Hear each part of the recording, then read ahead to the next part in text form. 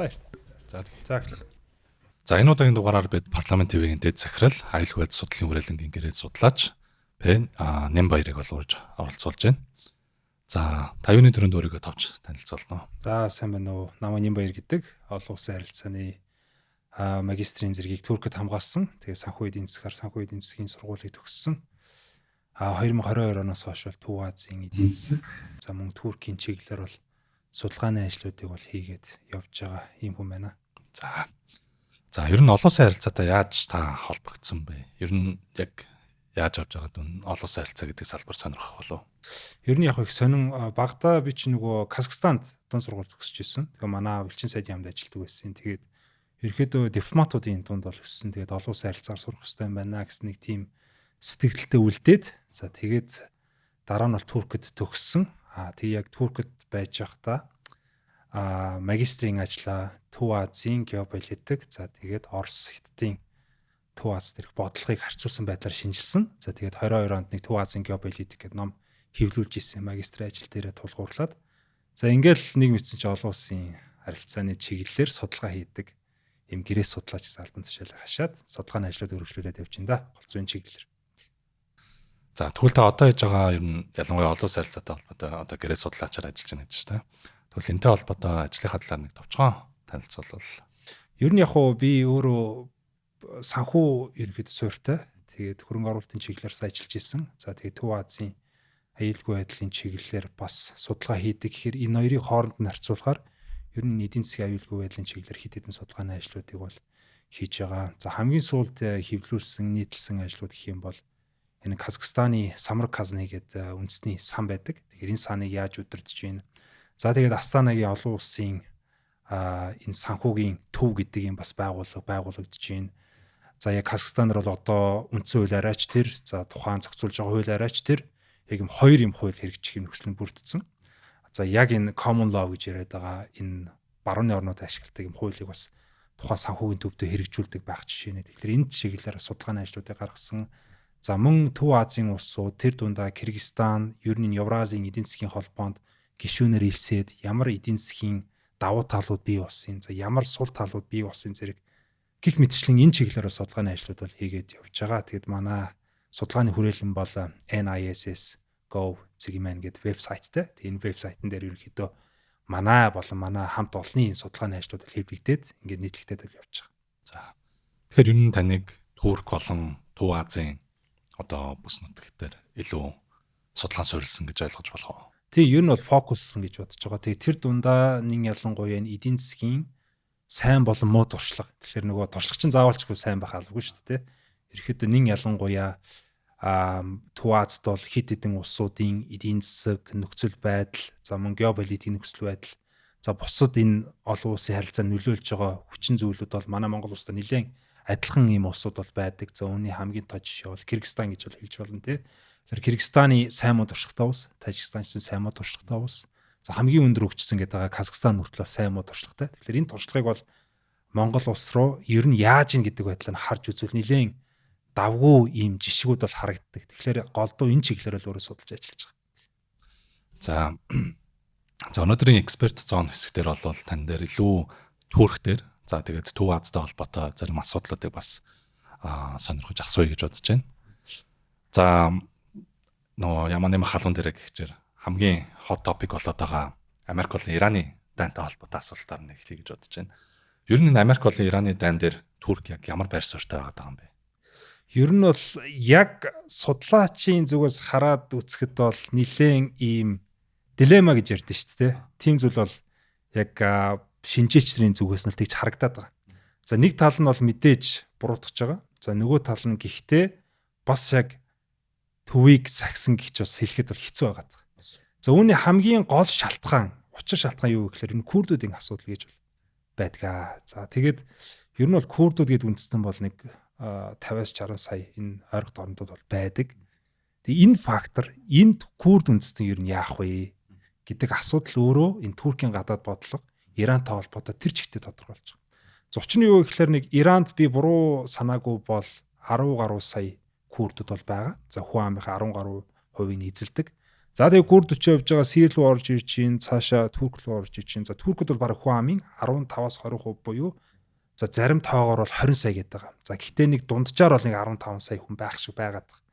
Тэгэхээр энэ хоорондоо этник маягаар холбогдсон юм дээр асуудал дэгдээд эхлэхээр яах вэ гэдэг л ерөөсөө Туркийн бүх нөхцөл байдлыг бол тодорхойлж байгаа. Тэгээд тэрнээр ялангуяа Трампын зүгээс бол одоо бол мэдээгээр гарч байна тийм ээ. Курдуудыг бол зэвсгээр хангасан гэдэг асуудал бол ярьж байсан. За курдуудыг Ираны эсрэг бас босгох ийм төлөвлөгөөж бол явагдчихсэн гэдэг зүйлийг бол эхнээсээ одоо ингээд ил гараад эхэлж байна. Тэгэхээр энэ бол яалтчгүй Туркийн гадаад бодлогот бол одоо ялангуяа ашиг сонирхолт нь аюулгүй байдал учруулах хэмжээний зүйл бол мөн болов гэж бол бодож байна. Тэгээд ер нь таны харж байгаагаар за курдууд ч Ираны эсрэг ингээд хөдөлсөнгөө тий. Гэхдээ туркуудын хувьд бол одоо л тийм болгоомжлж байгаа байдал бол харагдаж байна. Цаашид ер нь Туркийн хувьд энэ болж байгаа үйл явдлууд дээр ер нь ямар шуухан бодлого баримтлана гэж бодож байна. За мэдээж түрүүн бас би хэлэх ёстой байсан баг. Туркийн хувьд бол НАТОгийн гишүүн орн. За НАТО дундаа бол бараг Америкийн дараа орох хамгийн том зэвсэг хүчинтэй улсуудын болныг. За ер нь бол дэлхийд бол индексүүдээр хараад үзэх юм бол бараг 8-д жигсэж байгаа юм айрамтай аюулгүй байдлын одоо чухал улс бол байгаа. За үүнтэй холбоотой бол Америк нэгдсэн улсын цөмийн зэвсэг байрладаг юм инжирлэг гэдэг цэргийн бааз бол Туркид бол байрладаг.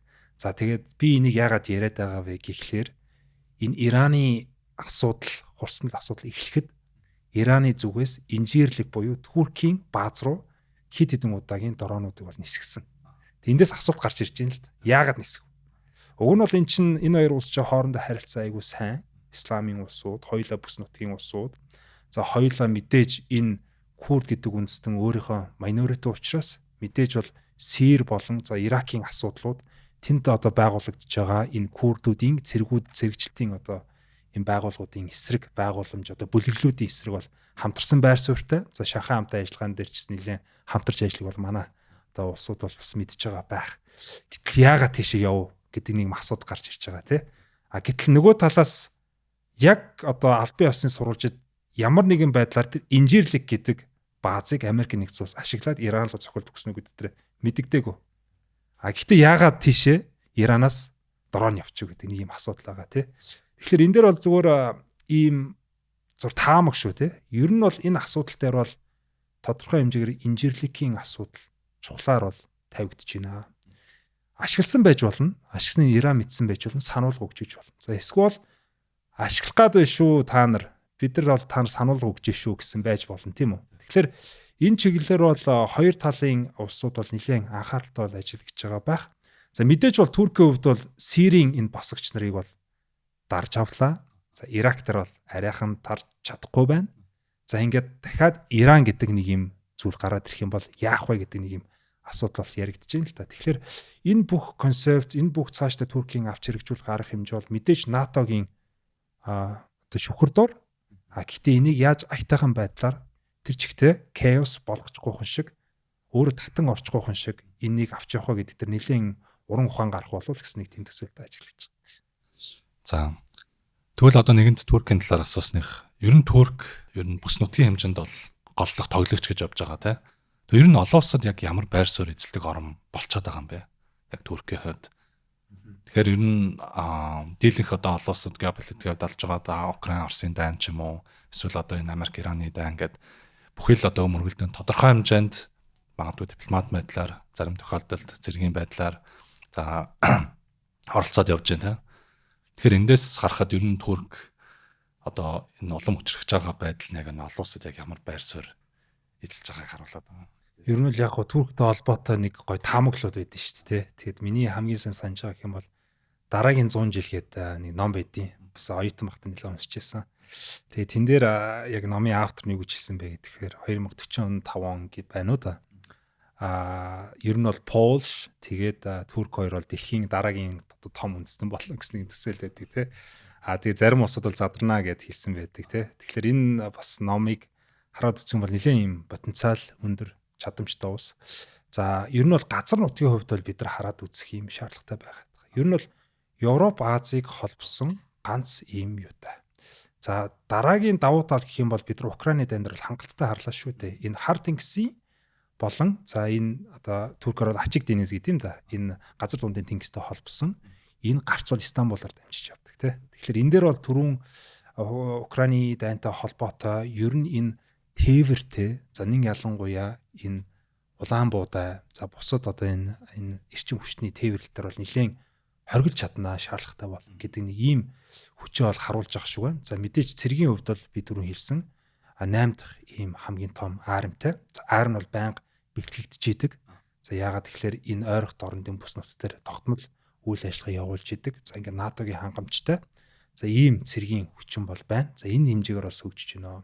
За хоёрдугаарт бол эдийн засгийн хувьд бол коридор маягаар үйл ажиллагаагаа явуулдаг. За эдийн засаг нь өөрөө бүтцээр хаваад үсэх юм бол үйлчлэгээ голдуу дагнсан байгалийн баялаг багтай.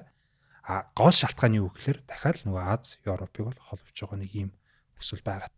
За тэгээ сая үүнтэй холбоотой яагаад яг би түрүү нөгөө аюулгүй байдал талаас нь ингээл ерөнхийдөө нэг ийм чадамжтай гэж яриад байна шүү дээ. За дараагийн нэг зүйл нь юу гэхээр эдийн засгийн хувьд бол одоо энэ Украины хямрал, за энэ Хормузын бас хямралтай холбоотойгоор тээвэр логистикийн салбар дээр нэлээд амбицтай орж ирж байна. За энэ бол эдийн засгт нэлээд нөлөөлж байна. За дундын коридор гэж ийм коридорыг бол нээсэн. Одоо бол Хятадаас тэр чигтээ Каспийн тэнгисээр дамжаад, Казахстанаар дамжаад, за ингээд Азербайджан, Гүрж, ингээд Европ руу ордог болчихсон. Энэ бол дөнгөж эхэлж байгаа. За ийм бас эдийн засгийн нөхцөл байдал руу орж байна. За дараагийн нэг нөлөөний бүс. За ер нь энэ Турк улс чи яг ямар нөлөөний бүстэй юм бэ? Ер нь улс олгонд нэг амбиц байдаг шүү дээ. Нөлөөний бүстэй энэ манай нөлөөний бүс гэж ярьдаг те. Туркийн түүхийг аваад үзэх юм бол Османы эзэнт гүрэнгээд энэ ойрох дорн тэр чигт өөрийнх нь нөлөөний бүс гэж үздэг. За хоёрдугаарт бол Түргийн ертөнц буюу энэ Төв Азийн улсууд бас манай нөлөөний бүсээ гэж бас үздэг юм бол хандлага бол байдаг. Энийг бол пан турк үзэлж гэж ярьдаг. Тэгэхээр маш юм амбицтай л нэг мус байна да. Түргийн ертөнц гэдэг дээр Монгол орж байгаа юу? Түргийн ертөнц дээр Монгол бол орохгүй. Яг л Монгол өөрөө тусдаа. Тэгэхээр Төв Аз, Казахстан хүртэл гэж ойлгож болох уу? Ойлгож болно. Түрэг үндэстэн гэдэг Түргийн ертөнц гэдгийг ер нь яг юу гэж Түрэг гэж ойлгоод байгаа юм бэ гэдэг дээр бол мэдээж хэл соёл бол орж байгаа. Төв Азаас бол Тажикстанаас бусад улсууд нь бол Түрэг угсааны Түрэг хэлээр ярьдаг үндэстэн гэж болдог. Тажикууд бол нэлээд Иран тал руугаа, Перс тал руу явж байгаа. За тэгвэл Туркийн бодлогыг Монголтой холбоод яриа л да тий. За ер нь Туркийн хувьд Монголд явуулж байгаа бодлогыг та нэг товчхон магадгүй улс төрийн хувьд, эдийн засгийн хувьд, бас соёлын хувьд нэг жишээгээр ч юм уу хэлвэл. За би шууд эдийн засгийн чиглэлээс нь хэлчихье тий. За ер нь бол Турк улсын энэ хөгжлийн за нэг ялангуяа Төв Аз болон бусад улсууд хэрэгжүүлсэн бодлогыг хараад үзэх юм бол арилжааны шин чанартай бол байдаг. За тэгээд ер нь нэг судалгааны ажил хийгээд үзэхэд бол жишээ нь Төв Азийн улсууд дээр бол Турк бол нэлээд том худалдааны партнер, нэлээд том юм түнш улс. За одоо Астанагийн том шилэн барилга хотыг бол баг Турк компаниуд төрчигтэй барьсан баг жишээ нь. За Кыргызстанд бол одоо Coca-Cola-ны үйлдвэр, за бусад үйлдвэр, за мөн барилгын салбар, за санхүүгийн салбар дээр Турк компани нэлээд амжилттай явж байгаа жишээ нь. За тэгэхээр Монгол руу энэ эдийн засгийн ач холбогдол нь ямар байгаа юм бэ гэдэг дээр бид нар Turkish Airlines гэдэг Туркийн үндэсний агаарын тээврийг л харах шаардлагатай. Ер нь энэ бусад улсын зах зээл рүү яаж нэвтэрч байгаа вэ? Нэгдүгээр Turkish Airlines нэ. За эндээс хөрөнгө оруулалтууд дамжина. За хоёрдугаарт бол хүний улс бол нэмэгддэг. Яагаад нэмэгдэж байгаа вэ гэхээр энэ ер нь бол бид нар Европ руу орох юм бол бид нар хуучин бол Москвагоор дамжиж одоо манай ах эгч нар үе тийм байх шүү дээ. Одоо л бид нар бол Стамбулаар дамжих магадлал өссөн тий. Тэгэхээр энэ Аз Европыг холбосон энэ хаб гэдэг байдлаар бол өөрөө Turkish Airlines явж байгаа учраас энэ салбар руу нэлээд одоо нээх юм бол эдийн засгийн хамтын ажиллагаа өргөждөг гэсэн нэг юм бодлоготой юм байна уу гэж бол хараад байгаа. За энийг ч бол яг миний дүгнэлтийг бол тоонууд бол баттгаад бол байна л да. Ер нь бол намайг нэг Туркээс төгсөж ирж байхад хоёр орны эдийн засгийн харилцааны 20-30 сая доллар байлуу да. Ерөнхийдөө эдийн засгийн худалдааны нэргэл. За одоо бол бараг нэг 130-140 саяг бол даваад явчихж байгаа жишээ нь. Яагаад тэгэхээр Turkish Airlines шууд нисэхтэй болсон. Карго, хүний урсгал бол нэмэгдэж байгаа.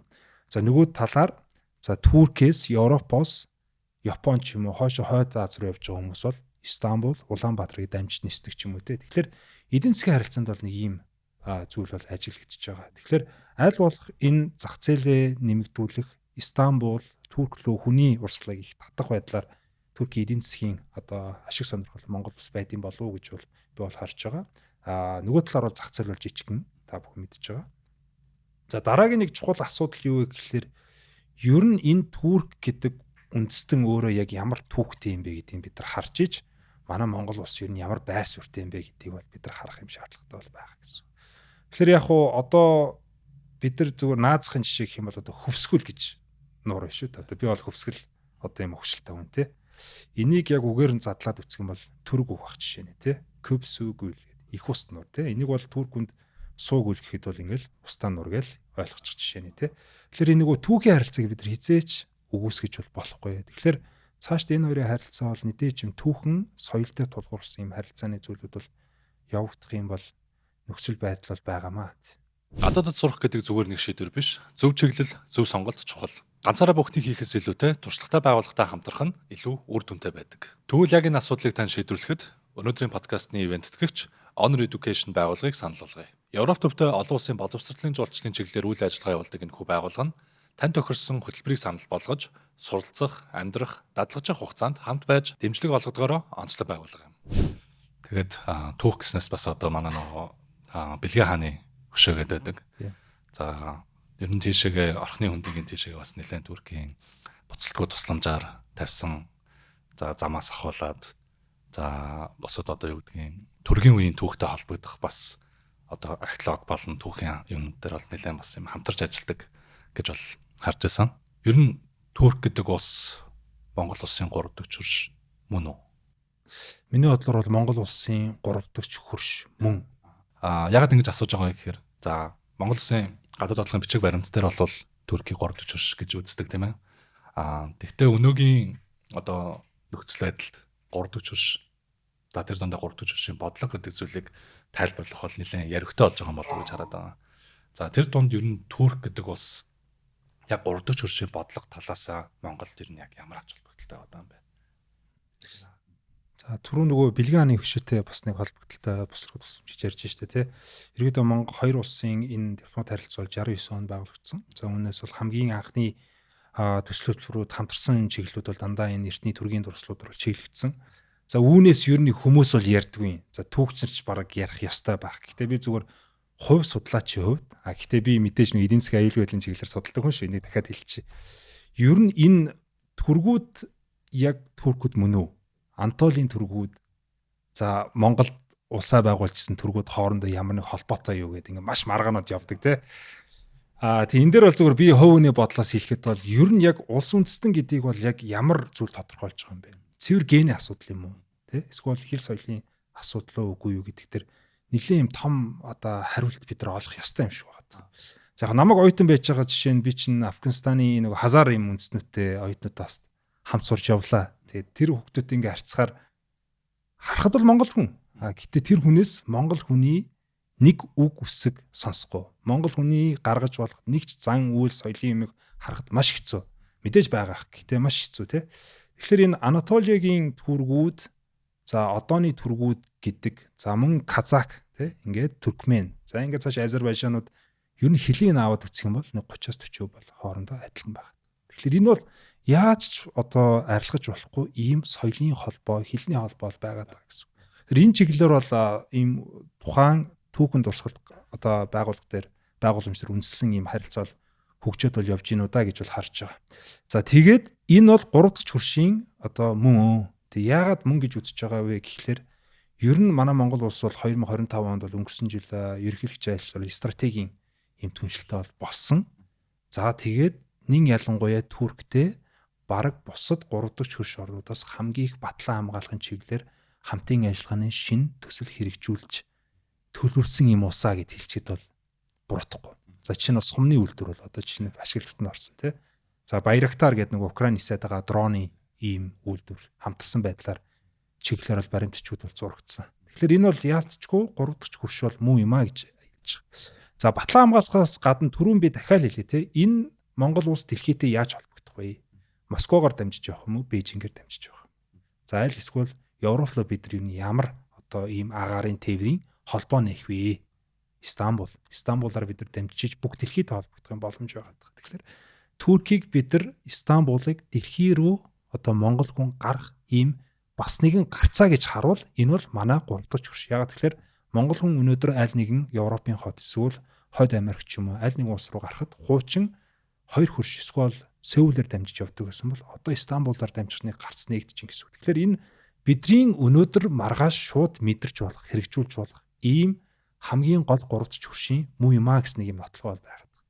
За тэгвэл түүхтэй холбоотой одоо миний бодлоор монголчуудын мэддэг зүйл нь за түүхэн талаасаа ингээд холбогддог эсвэл тэр маргаантай байгаа асуудлууд гэдэг талаас хүмүүс нэлээд бас мэддэг одоо сонсч ирсэн байх гэж бодож байна. За Туркийн зарим нэг одоо сериал талаас нь бас Туркийг нэлээд мэддэг байх тийм. Тэгээ сүүлийн үед бол бас Турк руу аялал жуулчлал бас нэлээд нэмэгдэж байгаа.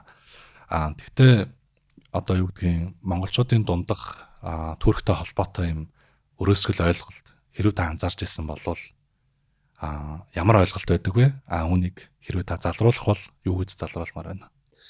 За би энийг Турк гэхээс илүү Төв Азад нь хамруулад хэлчихье гэж бодож байна.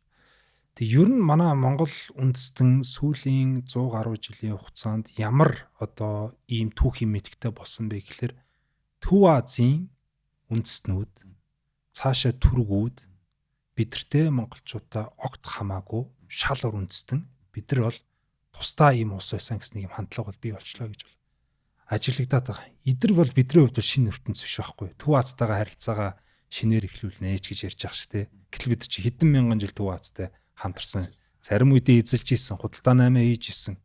Тэгэхээр бид нар ийм тусдаа isolated болцсон юм шиг мэдрэмж надад төрөөд тийм. Тэгэхээр энэ нэг юм альва зүйлд нэг эхлийн цэг ийм оронгоор нэрх нэг юм цэгүүд байдэн шүү дээ тий. Тэгэхээр миний хувьд бол зүгээр энийг юу гэж харж байгаа вэ гэхээр 1755 онд энэ 100 гарын хаант улсын ойр түмний тэр чигтээ хоморлсон, устгасан ийм үйл явдлаас бол эхэлсэн болов уу гэж бол би хараад байд.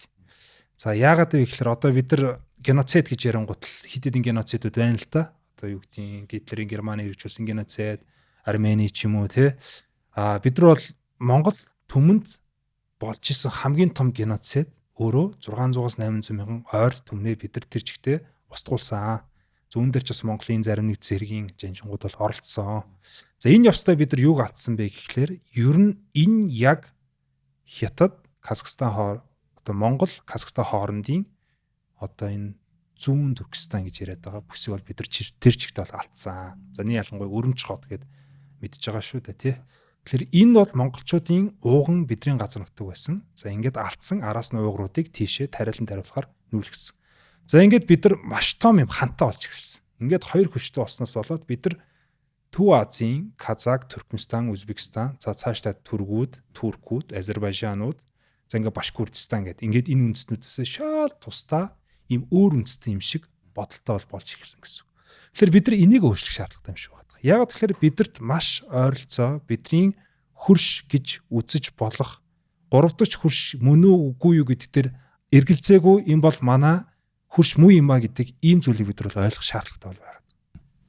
Тийм тэрэн дээр миний зүгээс бас бодож анзаарч ирсэн зүйл юу вэ гэхээр Төв Азийн орнууд бол ялцчгүй зөвлөлт холбоот улсын бүрэлдэхүүнд байсан улсууд те. За тэр утгаараа одоо манай гадаад бодлогын баримтчиг дээр ч гэсэн одоо юу гэдгийг Казахстан ч юм уу эсвэл Төв Азийн орнуудыг ерөнхийдөө тусгаар улсын хамтын одоо нийгэмлэгийн гишүүн гэдэг талаас нь харилцах хуучин одоо социалист бүрэлдэхүүнд байсан гэдэг одоо талаас нь харилцах нэг юм жоохон ялгамжтай байдлаар харилцах нэг юм бодлого аваад байгаа ш. За тэрийг бол яг зөв бурууг бол би шийдэхгүй байх. Гэхдээ тэндээс юу анзаарч байна вэ гэхээр тэндээс хүмүүсийн нийтлэг ойлголт нь нөгөө зэмэнд сайн хөгжөөгүй гэдэг ч юм уу, эдийн засгийн хувьд одоо буураа байгаа гэдгээр ч юм уу нэг иймэрхүү ойлголт бас хүмүүсийн дунд байд юм болов уу гэж анзаараад байгаа. Гэтэл одоогийн Казахстаныг хараад байхад бодит байдал дээр нөхцөл байдал нь өөр байгаа тийм. Тэгэхээр магадгүй одоо Казахстан ч гэсэн магадгүй манай 3 дахь хөрш гэж авч үзэх боломж байгаа үгүй юу?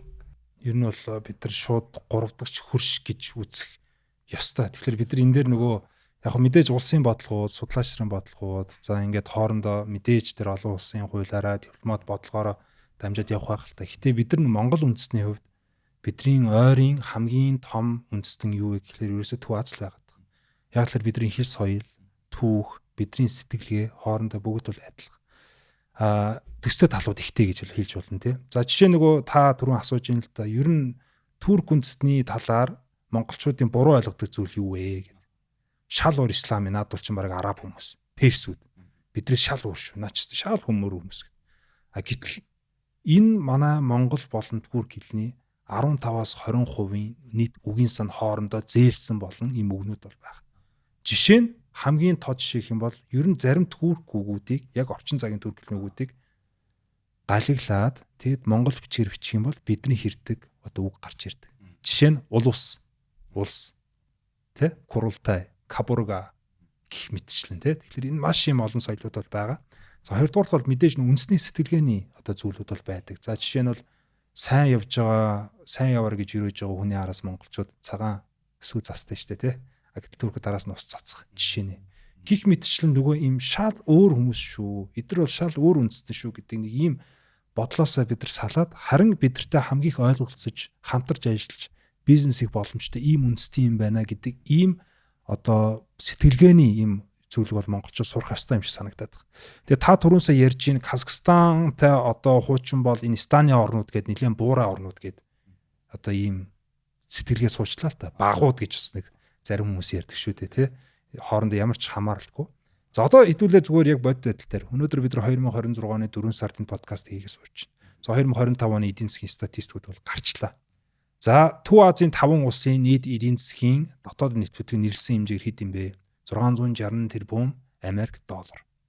Нийт 86 сая хүн тэнд амьдарч байна. Маш том зах зээл. За манай Монгол улс ч одоо 20 хэд л байгаа шүү дээ тий. За үүнээс Казахстан бараг талаас их хөв 300 гаруй тэрбум ам долларын ийм нэлсэн эдийн засгийн юутай болчлоо. За хуучин нөгөө одоо Оросын багууд гэж бид нар ярьдаг байсан бол нэг хүнд ногдох дотоодын нийт бүтээгдэхүүн Казахстан чинь нөгөө том ах нарыгаа даваад бол ирчихсэн тий.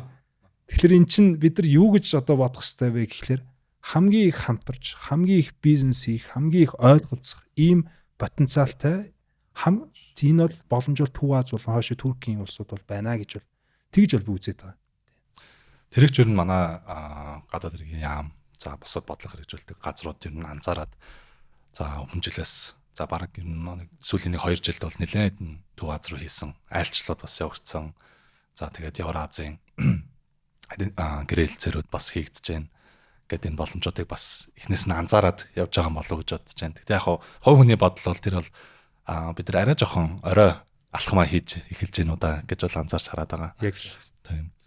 За дараагийнхаа хэсэг рүү орох цаг болсон байна. За тэгээд blind spot буюу ер нь яг олон улсын мэдээ үздэг сонирхдаг хүмүүс бол дийлэнх нь нөгөө Иран, Америкийн дайнууд руу дайнтай холбоотой одоо тэр мэдээнэр нэлээд дарагдаад хүмүүсийн бас анзаараагүй. Гэхдээ бас мэдвэл зүгээр гэсэн ийм мэдээнүүдийг сонгож авсан байгаа.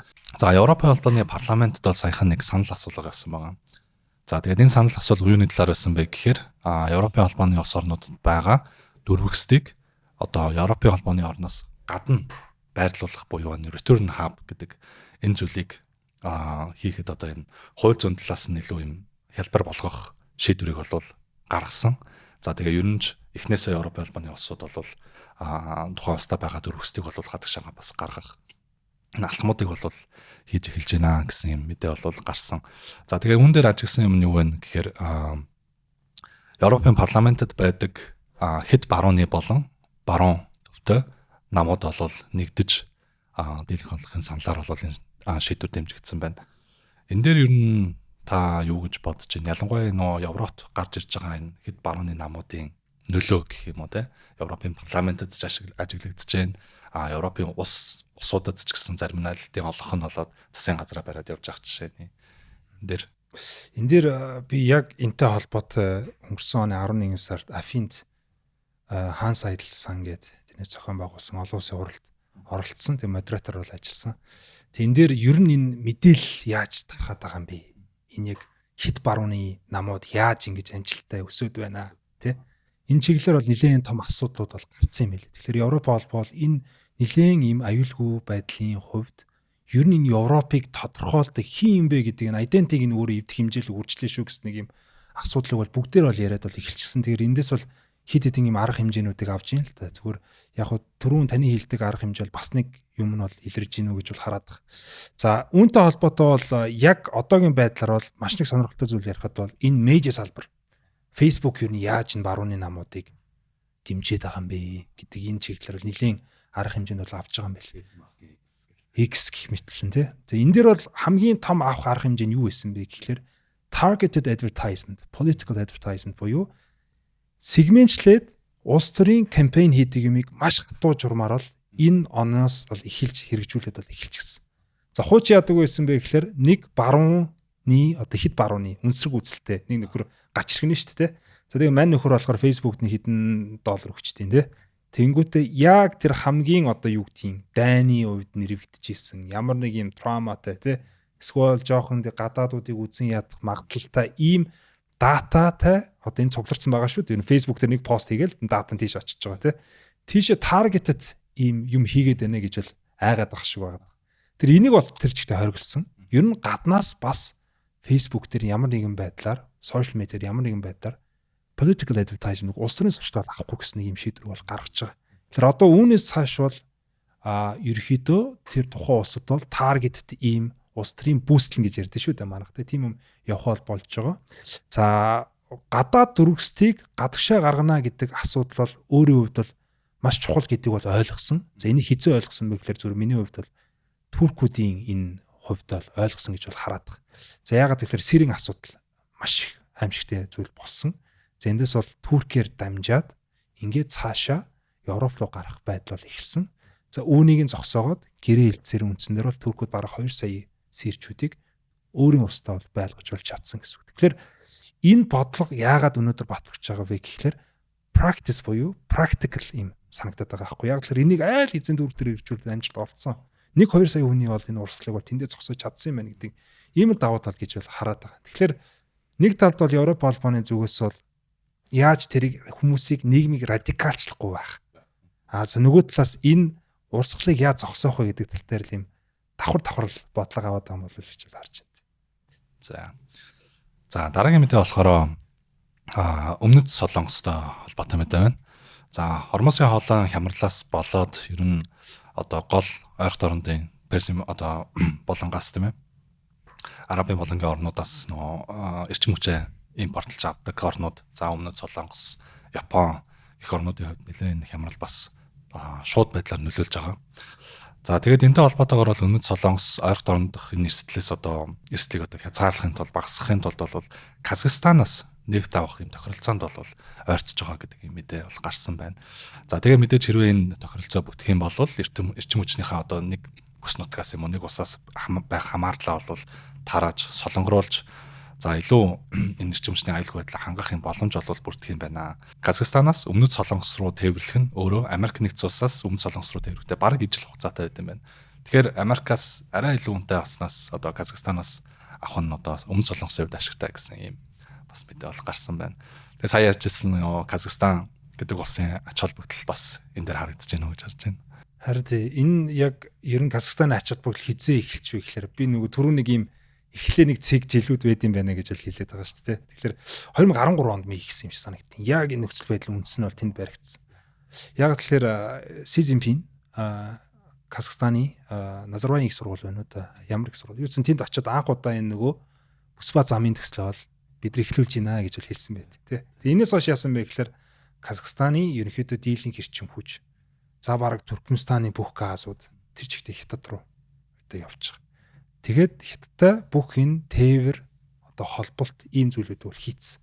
Тэгэхээр нөгөө Солонгос газрын тээврээр бол авах магадлал өндөр бий гэж хараад байгаа. Тэгэхээр эндээс бол айл хэзээ байгуулагдсан энэ дид бүтэц цаашаа пайплайнууд бол хийгдээд ингэж явж байгаа. Тэгэхээр энийг бол ашиглах боломжтой юм болов уу гэж бодож байгаа. Тэгэхээр асар хэмжээний тийшээ хөрөнгө оруулалт хийсний үр дүн дээр тэнд байгаа газрын баялаг, нефт, уран, тэг газыг ер нь энэ хол байгаа бүсүүд рүү нийлүүлж болдсон байна гэсэн нэг юм одоо анхны бизнесийн санааг бол ер нь гаргаж ирсэн байх шүү дээ тий. Тэгэхээр Солонгос бол энэ дээр л үнсэлж байгаа гэж бол би хараад байгаа. Энэ дээр миний хувийн нэг сонирхож байгаа асуулт байна л да.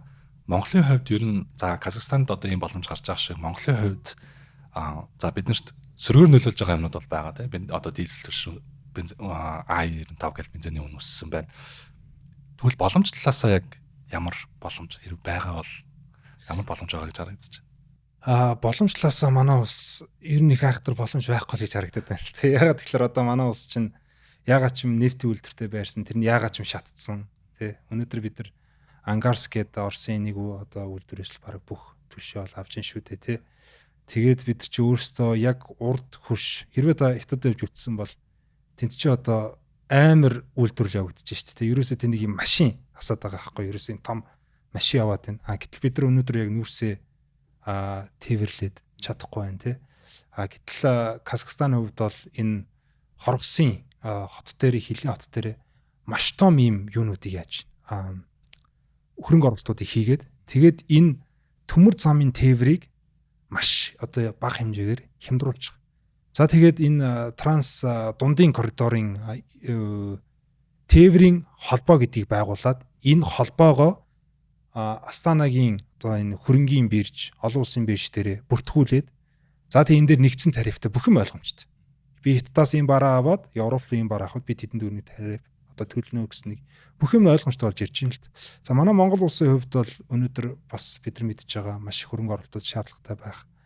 За хоёрдугаарт бол бас бидний том төслүүдэд хэрэгжүүлэх ёстой байх та. Гэхдээ одоо тэрийг нэлээд том уус төрчнөр л одоо ярьдаг сэдв байх тий. Миний хувьд бол яг Казахстаны төвшин шиг ингэж овжноор одоо ашиглахад бидэрт бол дид бүтсэж байхгүй байна.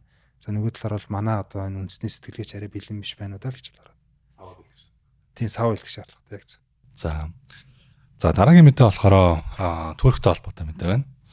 За Стамбулд саяхан Стамбулд байдаг Израилийн консулд бол гадна буудалцсан болсон байна. За тэрийг ерөнхийдөө бол Израилийн болон Туркийн талаас ч энэ бол ингээд террорист халдлагаа гэж бол үзсэн. За тэгээ яасан бэ гэхээр Израилийн консулын газрын ойролцоо зэвсэгт этгээдүүд цагдаар бол гал найсан. Тэгээд энэ цагдаа болон халдагчдын хооронд бол мөргөлдөө гарч нэг халдагч бол амаалдаж хоёр хүн бол барилжчихсан гэсэн юм байна. Тэгээд яг энэ Израиль Ираны хоорондох зөрчлийн үеэр болж байгаа гэдэг утгаараа бас нэлээд юм онцлог мэдээ болов гэж бодож байна. Тэгээд энэ дээр би таныг ярихаас өмнө яг асуултыг тодруулмаар байна л да.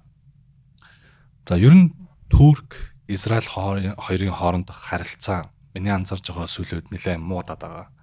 За Туркийн парламентын гишүүд за Эрдоганч тэр одоо гадаад иргэн сайд Фидан гэдэг баха да. Ер нь Израилийг нэлээд буруушаасан. За Израилийг ер нь бол одоо Турк эсрэг бас юм бодлого явуулах гэдэг нэг юм зүйлүүд бол мэдэгдээд байгаа. Тэгэхээр ер нь энэ хоёр улсын хоорондох харилцаа яг муудаад байна уу? Ер нь энэ харилцааг айгүй яг тайлбарлахад хэцүү. Гэтэ нэг олон улсын харилцааны нэг гоё үг гэдэг шүү дээ. Шатрын хөлөг гэдэг Берзинскигийн номон дээр дурдсан байдаг. Шатрал тоглоод байгаа юм санагдаад байна надаа. Тэгэхээр яг мэдээж мэдээлэлүүд бол маш юм амар ширүүн мэдээлэлүүд хийж байгаа шүү дээ. Тэ? Нетаньяху чинь баг Гитлер чи шүүгээд баг хэлчихэж байгаа жишээ нэ тэ. Гэтэл өөрөө ерөнхийдөө Турк улс талаас хараад үзэх юм бол эн чинь Османы эзэн гүрний улс байсан. За ер нь бол өөрийгөө энэ исламын ертөнцид ер нь хамгийн одоо төв бид нар хамгаалагч юу гэдэг ийм нөхцөл байдал өөрийгөө тайлбарлах дуртай. Ислам хамтаа ажиллагааны байгуулсан нэлээд амбицтай л ордог. Тэгээд Стамбул гэдэг нэр чинь өөрөө исламын төв гэсэн бас нэг нэр болж Константинополийг өөрчилжсэн шүү дээ. Тэгэхээр энэ чиглэлээрээ энэ исламын үндэстэн муслим хүмүүслүүд дайрж байгаа ямар нэгэн дайралтуудыг бид нар заавалжгүй хамгаалах ёстой гэсэн нэг ийм ариун за нөгөө талаас нь үндэсний өөрсдийнх нь ийм тогтоц суурьсан юм бодол байх шиг байна. Гэхдээ нөгөө талаас энэ өөрөө геополитик болт чинь бас хатуу зүйл шүү дээ. Бидэнд шууд хүчний тоглоомод явж байгаа тий. Тэгэхээр өнөөдөр хүртэл Израиль, Иран баруун хоорондоо ямар нэгэн байдлаар шууд тэмцэлтэйг. Хориг арга хэмжээ тавьсан уугүй юу гэдэг дээр бол мэдгүй тавиагүй л байна. За шууд юм хатуу байдлаар тэмцэлтгүй наана мэдээлэлүүд бол хийж байгаа гэхээр мэдээж хоёр талтай шатрын нүдлүүдлээ тоглож байгаа гэж харагдаад байгаа. Израиль Туркийн хооронд. Израиль Турк хооронд хамтарч ажиллаж байгаа. Хятадаас эсрүүцэх юм дээр эсрүүцэж байгаа. Энэ консулын газартай холбоотой ер нь энэ Туркийн газар нутаг өөрөө нөхцөл байдлаас ягаад нэлээд халуун бол байдаг. За тэгээд энэ бол шууд хоёр улсын харилцааны хооронд юм эвгүүтж байгаа гэсэн бол үг бол биш. За үүний хамгийн том тод жишээ юу вэ гэхээр жишээ нь за би буруу санааг бол намайг оюутан байхад чи 15 байна 16 онд байна уу? Энэ Оросын элчин сайдын Туркд одоо галерей нээлтээр байж ахт нь Турк талаас томилогдсон хамгаалагч нараас нь буудаад алдсан шүү дээ. Тэ? Гэхдээ энэ хоорондоо яасан бэ гэхээр ямар нэгэн энэ тухайн үеэс Турк Орос бол дайсагчсан дээ Сиртэй холбоотой. Гэхдээ энэ юм халдлага хоёр улсын харилцааг бол тогтоохгүй нь бол дипломат шугамаар юм хязгаарч зөвшөөрөхгүй гэсэн нэг юм зүйл байгаа. Тэгэхээр халдлагыг яг гадаад болгохтой хоёр улсын болгохтой бол холбох нь бол миний бодлоор арай бас тохиромжгүй байх гэж бол бодоод байгаа. тийм байдалд арай хүрээгүй гэх юм. Гадаадд сурах гэдэг зүгээр нэг шийдвэр биш. Зөв чиглэл, зөв сонголт чухал. Ганцаараа бүхнийг хийхээс илүүтэй туршлагатай байгууллагатай хамтрах нь илүү үр дүнтэй байдаг. Тэгвэл яг энэ асуудлыг тань шийдвэрлэхэд өнөөдрийн подкастны ивент тэтгэгч Honor Education байгууллагыг санал болгоё. Европ төвтэй олон улсын боловсролын жуулчлалын чиглэлээр үйл ажиллагаа явуулдаг энэ хүү байгууллага нь тань тохирсон хөтөлбөрийг санал болгож, суралцах, амьдрах, дадлгажих хугацаанд хамт байж дэмжлэг олгодгоороо онцлог байгууллага юм. За дараагийн мэдээ болохоор дахиад Казахстантай холбоотой зүйл байна. За Казахстан саяхан шинэ үндсэн хуулиа бол баталсан. За энэ бол улс төрийн системээ шинжлэх том алхам хийлээ гэж Казахстаны ерөнхийлөгч Токаев болол мэдгдсэн байна. За тэгээ иргэдийнх нь бол 87% нь бол энэ хүү шинжлэлийг бол дэмжиж олон нийтээс юм дэмжлэг бол авсан. За тэгээд ер нь Төв Азад гарч байгаа нэлээд том өөрчлөлтийн нэг нь юм болов гэж бол бичсэн байна. За энэ дээр та яг энэ чиглэлээр яг халуун сэдв гэдэг шиг те манай хүрээлэнний вебсайт дээр яг дэлгэрэнгүй тайван бол бичигдсэн бол байгаа. За ерөөхдөө энэ өөрчлөлтийг маш гоё романтик те үнэхээр гоё юм боллоо гэсэн нэг юм хэд хэдэн мэдээллүүд мэдээж Казахстаны засгийн газраас тавих нь бол тодорхой. За яг үндсэн хуулийг нь бүгдийг нь уншаад анализ хийгээд үзэх юм бол супер ерөнхийлөгч байсан. Супер ерөнхийлөгчөө бүр супер болгож байгаа нэг юм үндсэн хууль гэж бол харагдаад байна. Гэхдээ шинжлэл гэдэг зүйл дээр бол ямар давуу тал мэдээж бол байгаа шүү дээ тий. Давуу тал нь юу вэ гэхээр ер нь авторитар маш нэг хүн төвлөрсөн ийм засаглал өөрөө шилжихтэй дандаа ийм цуст үйл явдал болдог, бослого хөдөлгөөн бол болдог. Ийм бол ерөөсөө энэ хүндрэлтийн түүхэнд бараг тогтсон ийм нэг юм хандлага бол байд юм шүү байгаад. За Казахстаны хувьд хизээ энэ зүйл болсон бэ гэхээр 22 оны 1-р сар, цус 1-р сар гэдэг тий. Тэр чигт нь хамарсан бослогууд бол болсон. За энэ яагаад болсон бэ гэхээр яг уу мэдээж албаны тайлбарууд дээр бол газын үнийг бол нэмсэн.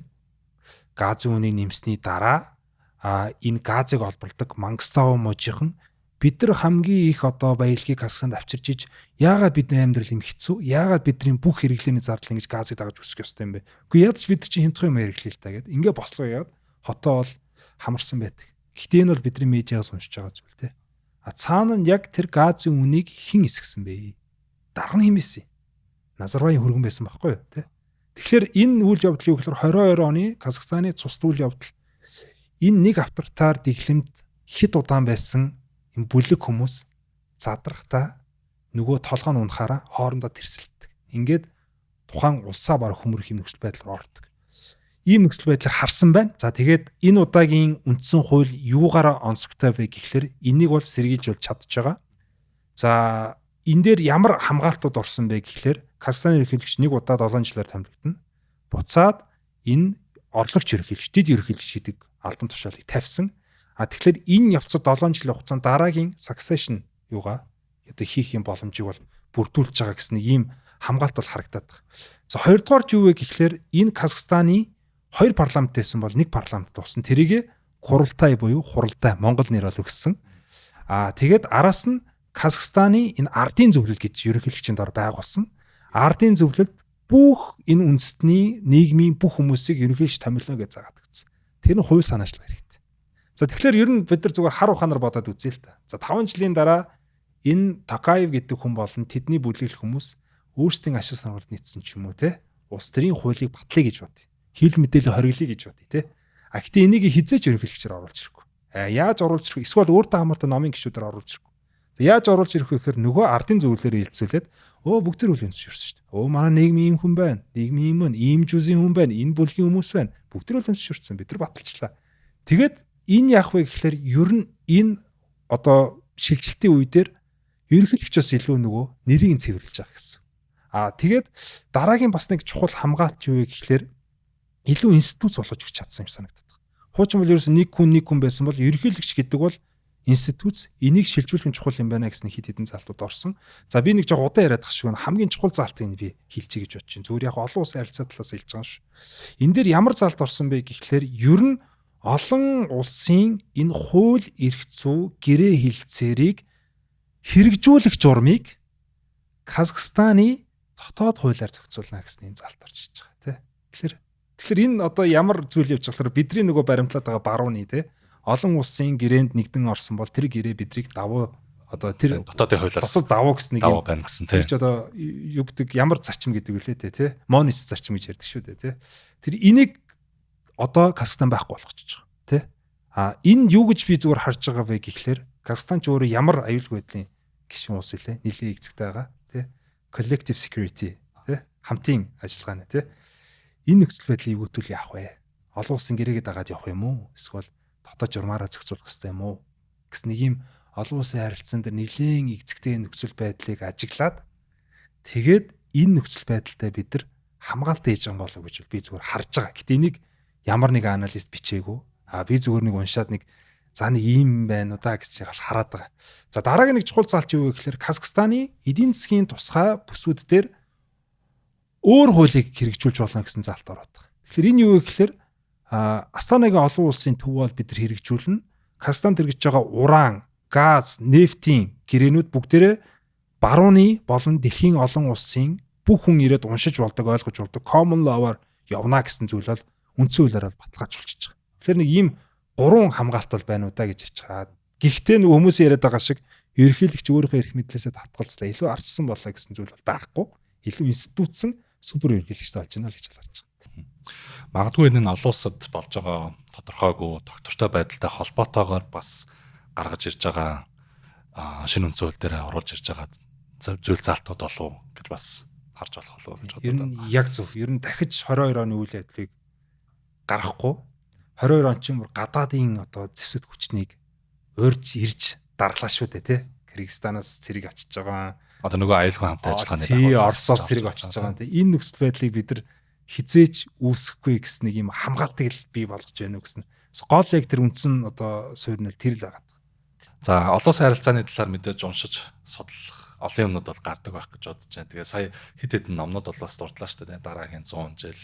За тэгээд Бержинскигийн аврал том шатрын хөлөг гэдэг номнууд дурдсан.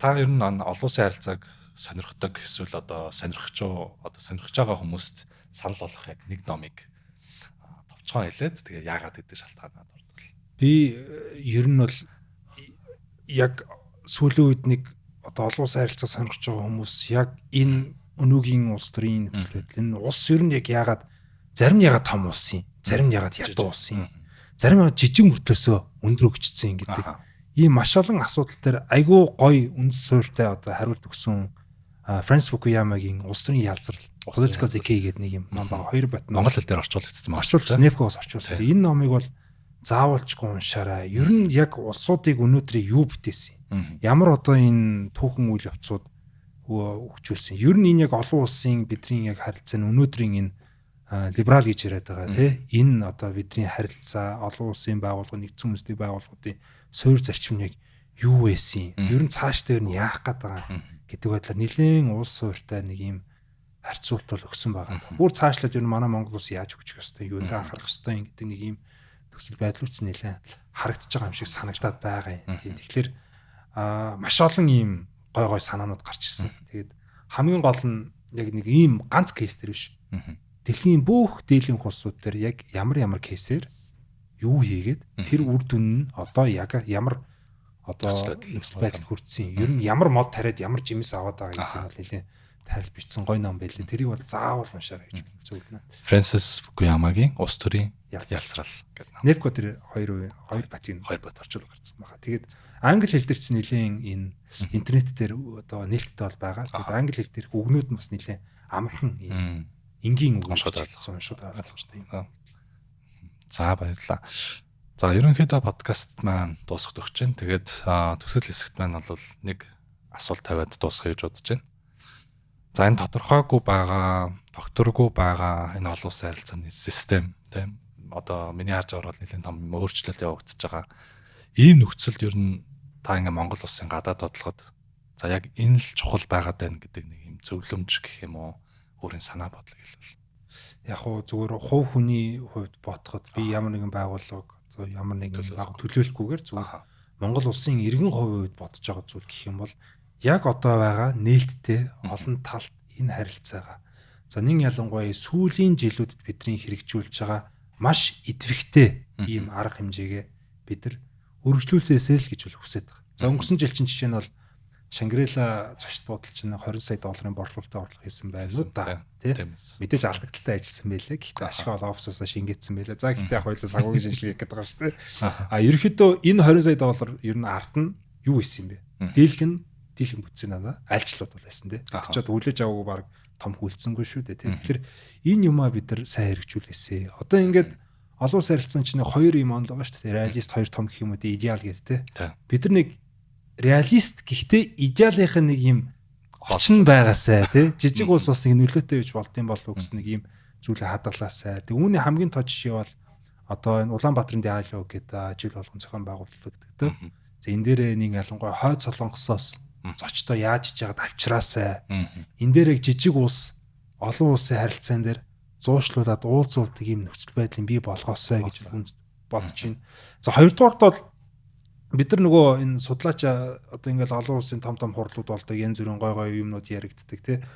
Тэгээд ер нь нэг юм Монгол гэл хурал зохион байгуулалт Монгол гэл бид нар ингэмээр байна. Бид нар баг green energy одоо юу гэдгийг те бид нар ингээд ийм юм дээр ингэж ажиллана гэл ингээд бахан санаачлага хэлээд байдаг те. Гэтэл яг үүндээ нөгөө энэ нөхцөл байдал дээр энэ их хүнд нөхцөл байдал дээр ер нь улс орн бол ашиг сонирхлуудаар бол бодож шүү дээ те. Тэгэхээр бид нар хизээ энэ улсын монголчууд монгол хүмүүс өөрсдөө хоолойг сонсгодог болох гэхээр энэ олон улсын ашиг сонирхлыг бид нар одоо монгол улстай байлгаасаа гэж хүсэж байгаа. Бидрийг тоож ирнэ хин цаашийн бид нар дээр заавалчгүй ирдэг байгаасаа бидний саналыг асуудаг байгаасаа тэгэхээр бид нар яах нь вэ? Ер нь энэ эдийн засгийн нөхцөл байдлыг хөгжүүлэх нь том төслүүдэд явуулах хэрэгтэй юм байна. За ураны одоо энэ төслийг хэрэгжүүлээд бид нар энэ ураны одоо эрчим хүчний агентлагт дээр гишүүн болмоор байна. Казахстантайгаа энэ чиглэлээр илүү хамтарч ажилламаар байна. Казахстан номер 1 тий номер 1. Тэгээ жоо хамаагүй мэрчгэл би Казахстанд 5 жил амьдарсан. Би монгол хүн. Гэхдээ тэнд гэр бүлээрээ 5 жил амьдарсан. За мэдээж олон одоо газараа наялсан. Би ураны хорлогонд бол ороогүй. Тим хүн бол би бол танихгүй. Казак найзууд, Орос найзууд тийм хүн танихгүй. Тэгэхээр энэ том төслүүдийг бид хэрэгжүүлж ийж тэгээд энэ улсуудтайгаа хамтарч ажиллах юм олон салбарууд бий болоосай. Зөвхөн энэ яг бодит биш нэг ийм чиглэлээр ажиллана гэхээс илүү яг тэр бодит хоёр орны ашиг сонирхлыг нийлүүлдэг ийм салбаруудыг бий болгосоо л гэж би нэг эргэн үнийхээ хувьд хүсдэг юм да. За тэгэхээр өнөөдрийн подкастт оролцож өөрийнхөө үнэтэй санал бодлоо хуваалцаж бас хүмүүст маань мэдлэг болгоц олон зүйлийн талаар бас хамт ярилцсанд маш их баярлалаа.